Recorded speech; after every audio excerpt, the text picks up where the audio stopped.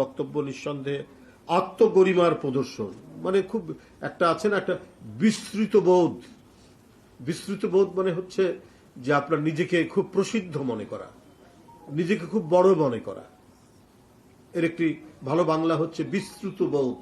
এই বিস্তৃত বোধ বা আত্মগরিমার প্রদর্শন এই সমস্ত উপদেষ্টাদের মধ্যে রয়েছে এবং তার এই বক্তব্য নিঃসন্দেহেই দৃঢ়ঘোষণামূলক।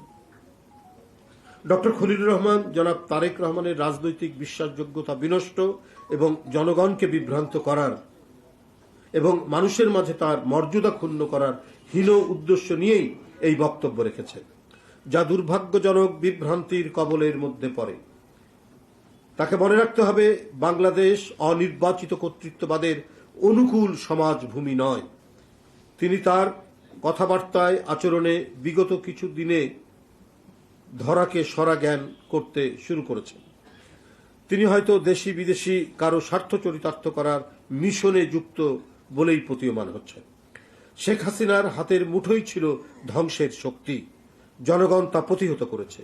আমরা আর নতুন করে কোনো প্রভুত্ববাদের অধীনতার নাক পাশে বন্দী হতে চাই না। এক্ষণে দেশের জনগণের সম্মুখে প্রশ্ন চিহ্ন দীর্ঘ হচ্ছে যে খলিলুর রহমানের মতো একজন বিতর্কিত এবং